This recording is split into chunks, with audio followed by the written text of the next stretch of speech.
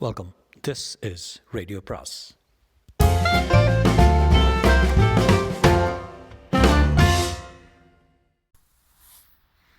அனைவருக்கும் அன்பு வணக்கம். ஜாவர் சீதாராமனின் உடல் பொருள் ஆனந்தி, அத்தியாயம் 2. டாக்டர் சண்முகசுந்தரம் மருத்துவமனையில் விளக்கை அணைத்துவிட்டு தன்னுடைய அறையில் உள்ள படுக்கையில் படுத்துக்கொண்டார் டாக்டர். அவர் மனத்தில் திலீபன் தன்னை தொட்டதும் தன் உடலில் மின்சாரம் போல் உணர்ச்சி பரவியதும் நினைவுக்கு வந்தது. திலீபனின் பார்வை அவருடைய இதயத்தின் அடித்தளம் வரையில் பாய்ந்து விவரிக்க முடியாத ஒரு தளர்ச்சியை ஏற்படுத்தியதும் அவர் நினைவுக்கு வந்தது. மறுநாள் காலையிலேயே அவனை ஆஸ்பத்திரியை விட்டு அப்புறப்படுத்துவதற்கு ஒரு வழி செய்ய வேண்டும் என்று தீர்மானத்துக்கு வந்தவராய் உடனே கண்களை மூடி அமைதியாக தூங்க ஆரம்பித்தார். ராமநாதன் ஆஸ்பத்திரிக்குள் சப்தம் இல்லாமல் நுழைந்தான். நடுஹாலை நோக்கி நடந்தான். மாடி படிக்கட்டு வழியாக நர்ஸ் காந்தா கீழே இறங்கி வருவது தெரிந்தது. உடனே பக்கத்து அறையில் மறைந்து கொண்டான். அந்த நர்ஸ் எப்போது ஹாலை விட்டு நகருவாள், நான் பாடிக்கு போவோம் என்று ஆவலோடு அவன் அந்த ஹாலுக்கு பக்கத்து அறையில் காத்திருந்தான். ஆனால் நர்ஸ் காந்தா தான் மறைந்திருக்கும் அதே அறையில் நுழைவாள் என்று ராமநாதன் சற்றும் எதிர்பார்க்கவில்லை. ஓடிப்போய் சுவருக்கும் பீரோவுக்கும் இடையே உள்ள இடைவெளியில் மறைந்து கொண்டான். அவன் அந்த அறையில் அவன் பதுங்கியிருப்பதை பார்த்துவிட்டால் அவளுக்கு என்ன விளக்கம் சொல்வது? அப்படியே மூச்சை அடக்கி கொண்டு நின்றான். அறை உள்ளே நுழைந்த நர்ஸ் ஒரு வினாடி தான் நின்றாள். பிறகு அங்கு மூலையில் அடுக்கி வைக்கப்பட்டிருந்த மருந்து பாட்டில்களில் ஒன்றை எடுத்துக்கொண்டு வெளியேறினாள். பீரோவின் மறைவில் இருந்தபடியே ராமநாதன் நிம்மதி பெருமூச்சு விட்டான். ஆனால் அடுத்த வினாடியே அவனது நிம்மதி குலைந்தது. மருந்து பாட்டிலை எடுத்துச் சென்ற நர்ஸ் எதேச்சையாக வெளிப்புறம் கதவை தாளிட்டு விட்டு செல்லும் சப்தம் அவன் காதுகளுக்கு தெளிவாக கேட்டது. திடுக்கிட்டவனாய் கதவை நோக்கி ஓடி வந்து இழுத்து பார்த்தான். நன்றாக தாளிடப்பட்டது தெரிந்தது. இரவு முழுக்க ஆஸ்பத்திரி அறையிலே விடியும் வரையில் பூட்டியபடி இருக்க வேண்டியதுதானா? ராமநாதன் மனம் அயர்ந்து அப்படியே அங்குள்ள நாற்காலில் உட்கார்ந்தான். திலீபனை சுட்டுக்கொள்வது ஒரு வேளை ஆண்டவனுக்கே பொறுக்கவில்லை போலும். அதனால் தான் ஆஸ்பத்திரிக்குள் நாம் நுழைந்ததும் கூட நம்மால் திலீபன் இருக்கும் மாடி அறைக்கு செல்ல முடியாதபடி தடை ஏற்பட்டு விட்டது. குரல் கொடுத்து ஆஸ்பத்திரி ஆட்கள் யாரையாவது அழைத்து கதவை திறக்கச் சொல்லி வீடு திரும்புவோமா என்று கூட நினைத்தான். ஆனால் நீங்கள் இந்த இரவு வேளை எப்படி வந்தீங்க என்று கேள்வி கேட்கப்பட்டால் என்ன பதில் சொல்வது? ராமநாதன் தத்தளித்தான். தன் கையில் இருந்த கடிதத்தை எடுத்து படித்தான். நியாயம், நீதி, இரத்தவாசம் என்றெல்லாம் தயங்காதே. உடனே சென்று ஆஸ்பத்திரியில் உள்ள அந்த மனித எல்லைக்கு அப்பாற்பட்ட நாச சக்தியை கொன்றுவிடு. அந்த கொலையை உன்னுடைய முதல் கடமை. அந்த கடமையை செய்ய ஒரு நிமிடம் தயங்கினாலும் ஆபத்து. உன் குடும்பமும் சீதாவின் வாழ்வும் அழிந்து போகும். ராமநாதன் திரும்ப திரும்ப இந்த வாக்கியங்களை படித்தான். தாளிடப்பட்ட கதவை நோக்கினான். எப்படி வெளியேறி திலீபனை கொல்லுவது என்று தெரியவில்லை. ஒவ்வொரு நிமிடம் வீண் போவதும் அவனுக்கு ஒரு பெரிய ஆபத்து தன்னை நெருங்கி வருவது போல தோன்றியது. ஆனால் அது என்ன விதமான ஆபத்து என்று தான் புரியவில்லை. திலீபன் மாடி அறையில் தன்னுடைய படுக்கையில் படுத்தபடி விரல்களால் நிம்மதியாக சுவரிலே படம் வரைந்து கொண்டிருந்தான். அப்போது ஒரு பயங்கரமான இடி இடித்து கட்டிடத்தை நடுங்கச் செய்தது. திலீபன் எழுந்தான். மின்னும் வானத்தை ஒரு முறை பார்த்தான். இடி, மின்னல், பயங்கரமான பேய்மழை. திலீபனது பயங்கர திட்டத்துக்கு பொருத்தமான இரவு. இன்று மட்டும் அவன் இந்த அறையை விட்டு வெளியேறிவிட்டால் அந்த ராமநாதனையும் அந்த சீதாவையும் என்ன பாடுபடுத்தலாம்? நர்ஸ் காந்தா மருந்து பாட்டிலை எடுத்துக்கொண்டு படிக்கட்டு வழியாக மெல்ல கீழே இறங்கி கொண்டிருந்தால் சிறைப்பட்டிருக்கும் தன் அறையின் கம்பிகள் வழியாக திலீபன் அவளை பார்த்தான். Nurse, nurse! படிக்கட்டுகளில் இறங்கிக் கொண்டிருந்த காந்தா திரும்பி பார்த்தாள். திலீபன் கெஞ்சும் குரலில், நர்ஸ், இப்படி வாருங்களேன், உன்னோட ஒரு முக்கியமான விஷயம் பேச வேண்டும் என்று அழைத்தான். நர்ஸ் ஒரு வினாடி தயங்கினால் திலீபனின் வேண்டுகோளுக்கு காது கொடுக்காமலே கீழே சென்று விடலாம் என்று நினைத்து கீழ்ப்படிக்கட்டில் காலை வைத்தாள். அவள் மட்டும் நினைத்தபடியே கீழே இறங்கி சென்றிருந்தாள். ஆனால் அடுத்த வினாடியே வேறு யோசனையோடு மறுபடியும் படிக்கட்டுகளில் ஏறி திலீபன் நின்று கொண்டிருந்த கம்பி ஜன்னலை நோக்கி வந்தாள். என்ன மிஸ்டர் திலீபன், உங்களுக்கு என்ன வேணும்? தண்ணீர் வேணுமா, இல்லை தூக்க மாத்திரை வேணுமா? நீங்கள் தான் மற்ற பேஷண்ட்டுகளை போகிற மருந்து சாப்பிட்றது இல்லையே. திலீபன் குழந்தை போல கனிவான குரலில், காந்தா, நான் பேஷண்ட்டாக இருந்தால் தானே மருந்து சாப்பிட்லாம். நான் தான் காரணம் இல்லாமல் சிறை வைக்கப்பட்டிருக்கிறேனே. நான் ஒரு பைத்தியமா? நீங்களே சொல்லுங்கள் என்றான். நீங்கள் பைத்தியமா இல்லையா என்பதை நிர்ணயிக்க வேண்டியது டாக்டரின் பொறுப்பு. நான் ஒரு சாதாரண நர்ஸ் என்ற முறையில் உங்களுக்கு ஏதாவது உதவி தேவையானா சொல்லுங்கள், செய்கிறேன். நர்ஸ், பெண் உள்ளமே கருணை உள்ளம்பாங்களே, தயவுசெய்து என்னை விடுதலை செய்யுங்க. மிஸ்டர் திலீபன், இந்த இடி மழையில் நீங்கள் எங்கே செல்ல போகிறீங்க? பொறுங்க, விடிந்த பின் விடுதலை கைப்பற்றி டாக்டரிடம் பேசலாமே.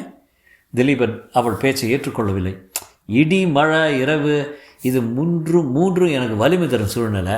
இந்த பயங்கரமான இரவே நான் முடிக்க இருக்கும் திட்டத்துக்கு பொருத்தமானது. இந்த இரவு நான் எப்படியாவது வெளியேற வேண்டும் நர்ஸு என்று படபடப்புடன் கெஞ்சினான். நர்ஸ் தயங்கினான். உங்கள் விருப்பப்படியே நான் உங்களை வெளியே அனுப்ப விரும்பினாலும் அது நடக்கக்கூடிய காரியம் இல்லை. உங்கள் அறை பூட்டப்பட்டு இருக்கிறது. சாவி கொத்து டாக்டரிடம் இருக்கிறது. டாக்டர் இப்போ படுத்து தூங்கிக்கிட்டு இருக்காரு. திலீபன் முகம் ஏமாற்றத்தால் ஒரு வினாடி களை இழந்தது. பிறகு அவன் முகத்தில் ஒரு தீர்மானமும் நம்பிக்கையும் படர்ந்தன. கம்பிகள் வழியே பாய்ந்து நர்ஸின் கரங்களை பற்றினான். நர்ஸ் தேளால் தீண்டப்பட்டவள் போல நடுநடுங்கினாள். தன்னை விடுவித்துக் கொள்ள திமிரினாள். ஆனால் திலீபன் அவள் கைகளை விடாமல் பிடித்தபடி, நர்ஸ், என்ன பாரு, என் கண்களை பாரு என்ற ரகசியமான குரலில் பாம்பு சீறுவது போல வார்த்தைகளை உச்சரித்தான். திமிரி தத்தளித்தபடி இருந்த நர்ஸ் காந்தாவின் உடல் விரைத்து நின்றது. அவள் கண்கள் திலீபனின் கண்களை சந்தித்தன. திலீபன் அவளை பார்த்தபடி கட்டளையிடும் குரலில், நர்ஸ், நான் சொல்கிறபடி செய்ய வேண்டும் என்றான். அவள் அவனை பார்த்தபடியே ஒரு பொம்மை போல நின்றாள். அவளது சுய உணர்வு அவளை விட்டு நழுவி கீழே விழுவது போல தோன்றியது. திலீபன் வெற்றி புன்னகை புரிந்தபடி, காந்தா, டாக்டர் படுத்திருக்க அறைக்கு போய் அவருக்கு தெரியாமல் சாவிகத்தை எடுத்துகிட்டு வா, இந்த கதவை திறந்துரு என்று உத்தரவிட்டான். காந்தா ஒரு இயந்திரம் போல் படிக்கட்டுகளில் இறங்க ஆரம்பித்தாள். அவள் பார்வை நிலை குத்தி நின்றது. படிக்கட்டுகளை கடந்து ஹாலுக்கு வந்தாள். ஹாலை அடுத்த அறையில் சிறைப்பட்டிருந்த ராமநாதன் ஜன்னல் வழியாக காந்தாவை பார்த்தான். அவளது பார்வையின் பாதையில் ராமநாதன் எட்டி பார்த்த ஜன்னல் இருந்த போதிலும் காந்தாவின் கண்கள் ராமநாதனை கவனிக்கவில்லை. அவள் விழிகள் நேரே டாக்டர் சண்முக சுந்தரத்தின் அறையை நோக்கி சென்றன. அந்த அறையை நோக்கி தலையை அசைக்காது விரைத்து பார்த்தபடி தூக்கத்தில் நடப்பவள் போல் காந்தா நடக்கலானாள். ராமநாதனுக்கு ஆச்சரியமாக இருந்தது. அடுத்த வினாடியை ஆச்சரியம் மறைந்து ஒருவித பயம் தலையெடுத்தது. ஒருவேளை காந்தாவின் நிலைக்கு காரணம் திலீபனாக இருக்குமோ? ராமநாதன் நர்ஸ் என்ற திசையை நோக்கியபடி நடுங்கினான். நர்ஸ் காந்தா சண்முக சுந்தரம் படுத்திருந்த அறைக்குள் நுழைந்தாள். திக் திக் என்று அடித்துக்கொள்ளும் மனத்தோடு ராமநாதன் டாக்டர் அறை நோக்கியபடியே இருந்தான். டாக்டர் அறையிலிருந்து நர்ஸ் வெளியே வந்தாள். எப்பக்கமும் திரும்பி பாராமல் நேராக நடந்தாள். அவள் கையில் சாவி கொத்து மின்னுவதை ராமநாதன் பார்த்தான். அவன் உடல் வியர்த்து கொட்டியது. அவனுக்கு எல்லாம் புரிந்து விட்டது. இன்னும் சில வினாடியில் திலீபன் சிறையை விட்டு வெளியேறி விடுவான். உடனே வீட்டுக்கு செல்வான். அங்கே சீதாவுக்கு என்ன ஆபத்து நேருமோ? அதை தடுக்க முடியாமல் இந்த அறையில் மாட்டிக்கொண்டு விட்டோமே.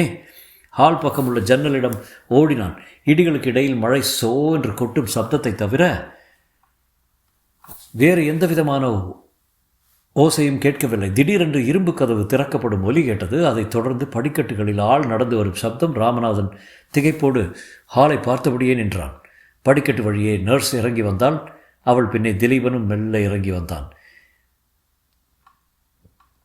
இருவரும் ஹாலை கடந்ததும் நர்ஸ் காந்தா திலீபனை பார்த்தபடி நின்றாள். திலீபன் ஹாலை சுற்றி ஒரு முறை பார்த்தான். அவன் பார்வை டாக்டர் சண்முக சுந்தரம் படுத்திருந்த அறை மீது விழுந்ததும் ஒரு கேலி புன்னகை செய்தான். நர்ஸ் காந்தாவின் முகத்தை தடவினான். கேலியாக அவளை பார்த்து கொண்டே, நர்ஸ் காந்தா, நீ ஒரு நல்ல நர்ஸு, சொன்னபடி செஞ்சுட்ட, உன் வேலை முடிஞ்சது, நீ இனிமே உன் அறைக்கு சென்று நிம்மதியாக படுத்துக்கொள்மா என்றான். காந்தா பதுமை போல திலீபன் கட்டளையிட்டபடியே டாக்டரின் அறையை நோக்கி செல்ல ஆரம்பித்தாள். திலீபன் திருப்தியோடு ஹாலை விட்டு வெளிப்புறம் செல்ல அடியெடுத்து வைத்தான். கட்டுண்ட நாகம் போல் திகைத்து கொண்டிருந்த ராமநாதனுக்கு அப்போதுதான் சுய உணர்வு வந்தது.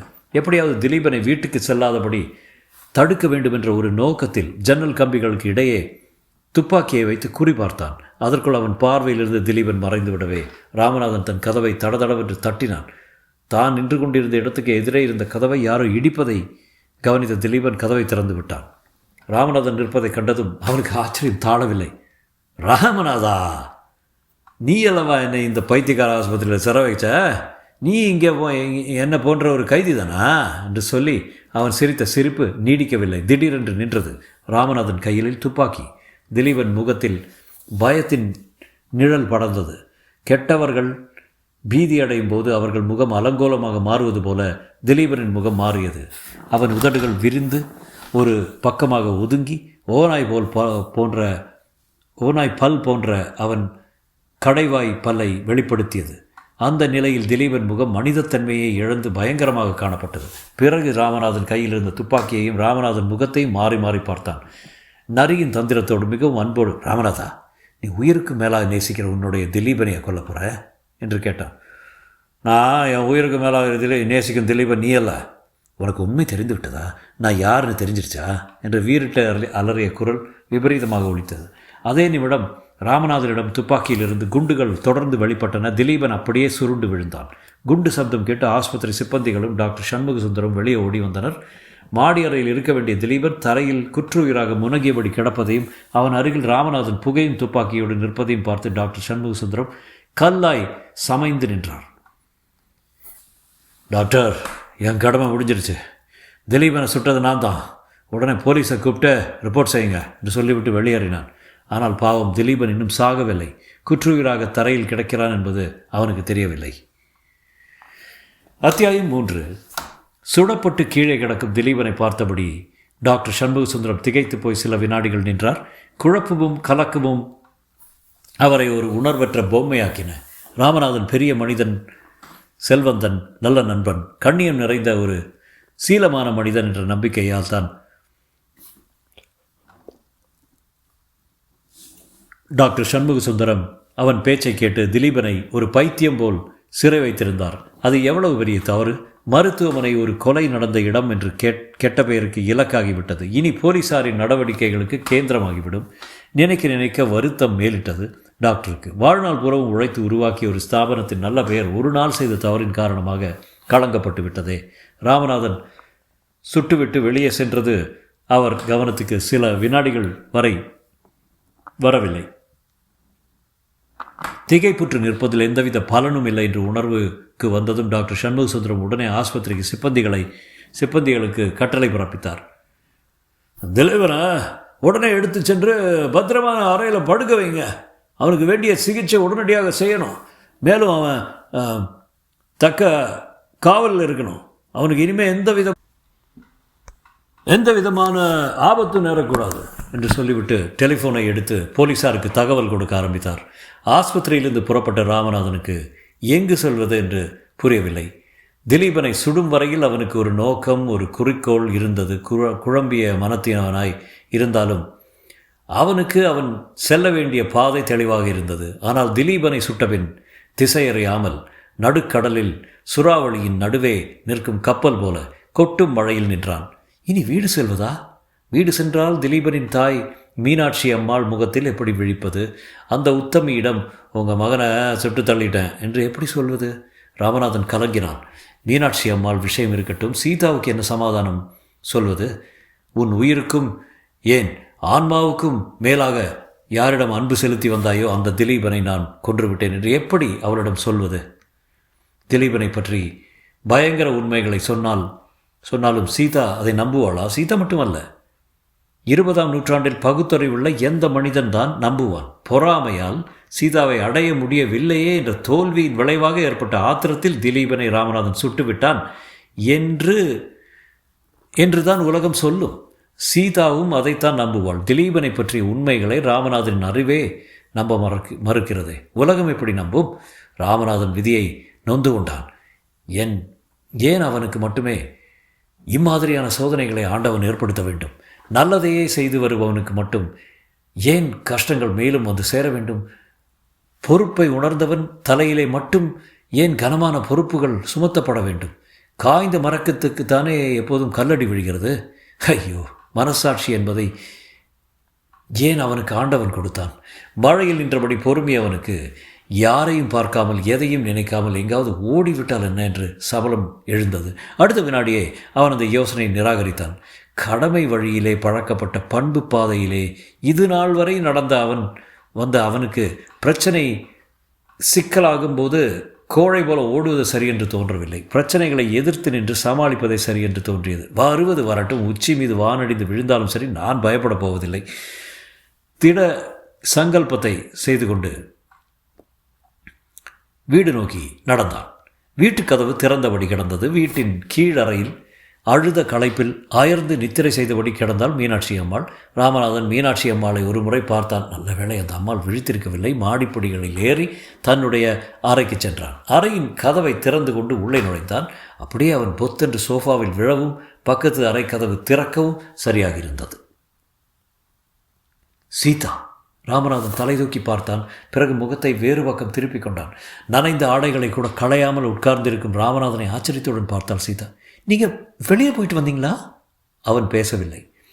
அவள் மெல்ல நடந்து வந்து எதிர்ப்புறம் உள்ள சோஃபாவில் அமர்ந்தால் தயக்கத்துடன். இந்த இரவில் மழையில் எங்கே போனீங்க? ஆஸ்பத்திரிக்கு தானே என்றாள். அவள் முகத்தை அவன் ஒரு முறை ஏறிட்டு நோக்கினான். அவளுடைய கேள்விக்கு அவன் உதடுகள் பதில் சொல்லவில்லை, விழிகள் பதில் சொல்லன. கண்ணீர். அவள் கலவரம் அடைந்தாள். என்ன நடந்தது அத்தான்? ஆஸ்பத்திரியில் என்ன நடந்தது? முகத்தை கைகளால் மூடிக்கொண்டு, என்ன ஒன்றும் கேட்காத சீதா என்று புலம்பினான் அவன். அவர் ஆஸ்பத்திரியிலிருந்து தப்பிட்டாரா? அவருக்கு ஆபத்து ஒன்றும் இல்லையே? உணர்ச்சி பொங்க கேட்டாள் அவள். அவன் பதில் சொல்லாமல் தரையை பார்த்தபடி இருந்தான். அத்தா, என்ன நடந்தது சொல்லுங்க. எவ்வளோ துன்பங்களை தாங்கி பழகிவிட்ட எனக்கு நீங்கள் கூறப்போவது ஒரு வேதனையாக இருக்காது. நீங்கள் உண்மையை மறைப்பதால் தான் நான் ஏதேதோ நினைக்க வேண்டியிருக்கிறது. அவர் ஆஸ்பத்திரியில் தானே இருக்காரு? ஆஸ்பத்திரியில் தான் இருக்கான். பின்னே அத்தான் இப்படி உங்கள் முகம் களை இழந்திருக்க? ஏன் அழறீங்க? உங்களை ஏதாவது கடிந்து சொன்னானா? இதற்கு முன் அவர் உங்களுக்கு கொடுத்துருக்கும் துன்பத்தை விட பெரிய துன்பம் என்ன கொடுத்துருக்க முடியும்? ராமநாதன் எழுந்து நின்றான். சீதா, தயவுசெய்து நான் இப்போது ஒன்றும் கேட்காத. நான் எந்த விதமான பதிலும் உனக்கு சொல்ல முடியாது. அவள் விடுவதா இல்லை. அத்தான், எனக்கு ஒரே திகிலாக இருக்குது. ஏதோ பயங்கரமான ஒன்று நிகழ்ந்து விட்டது என்று தோன்றுகிறது. அழுதபடியே தூங்கி போனவள் கெட்ட கனவு கொண்டு இப்போ எழுந்து விட்டேன் அத்தா. அதை நினைக்கவே எனக்கு பயமாக இருக்குது. என்ன கனவு? சீதா பெருமூச்சு விட்டவளாக தொடர்ந்தாள். அத்தான், நீங்களும் நானும் அவரும் நள்ளிரவில் ஒரு ஆற்றங்கரையில் நிற்கிறோம். மழை பெய்து கொண்டு இருக்கிறது. ஆறு கரை புரண்டு ஓடுகிறது. அவர் ஆற்றை கடப்போம் என்று சொல்கிறார். நான் பயப்படுறேன். அவர் அதை பார்த்து சிரிக்கிறாரு. அவர் சிரிப்பொலி இடியாக மாறுது. அவர் வாயில் ரத்தம் கசிகிறது. நான் நடுங்கிறேன். அவர் என்னை பிடித்து இழுத்து கொண்டு ஆற்றில் இறங்க போகிறாரு. நீங்கள் தடுக்கிறீங்க. அவர் உங்களை கீழே தள்ளிட்டு என்னை இழுத்து கொண்டு ஆற்றில் இறங்குகிறாரு. ஆனால் ஆச்சரியம் தான், ஆற்றில் அவரும் நானும் நீர் மேலே நடந்து செல்கிறோம். ராமநாதன் தரையை பார்த்தபடி நின்றான். அவள் தொடர்ந்தாள். பாதி நதி தாண்டி இருக்க மாட்டோம். அவர் திடீரென்றே என்னிடம் திரும்பி என்னை பார்த்து சிரிக்கிறாரு. அவர் சிரிக்க எனக்கு ஒரே பயமாக இருக்குது. நான் திரும்ப கரைக்கு ஓட நினைக்கிறேன். அவர் என் கையை பிடிச்சு நிறுத்தி, நதியில் இறங்கிட்டோம், நீ இனிமேல் தப்ப முடியாது என்று சொல்லி என்னை தண்ணியில் அழுத்த போகிறாரு. அப்போது ஒரு முதலை எங்களை நோக்கி நீந்தி வருது. நாங்கள் இருவரும் பயந்து கரை நோக்கி ஓடுறோம். நான் கரையில் அடி வைக்கும்போது ஒரு அலறல் சதம் கேட்குது. திரும்பி பார்க்குறேன். அவரை அந்த முதலை விழுங்கியபடி இருக்குது. எல்லாவற்றிலும் பெரிய ஆச்சரியம், அந்த முதலின் முகம் உங்கள் முகம் போல தெரிஞ்சதாத்தான். விசித்திரமான கனவு, விசித்திரமான கனவு என்று முணுமுணுத்தான் அவன். இந்த கனவு கண்டிலிருந்து எனக்கு அவரை பற்றி ஒரே கவலையாக இருக்குது. அவருக்கு ஆபத்து ஒன்றும் இல்லையே தான். ராமநாதன், சீதா நீ போய் படுத்துக்கோ என்று சொல்லிவிட்டு வெளியே போக அரைக்கதவை நோக்கி அடி எடுத்து வைத்தான். அரைக்கதவு மெல்ல உட்புறமாகத்தானே திறந்தது. ராமநாதன் திறந்த கதவை பார்த்தபடியே அப்படியே ஸ்தம்பித்து நின்றான். ராமநாதனை விட கதவுக்கு அப்புறம் நின்ற உருவத்தை பார்த்து அதிக ஆச்சரியம் அடைந்தவள் சீதாதான். தொடரும்.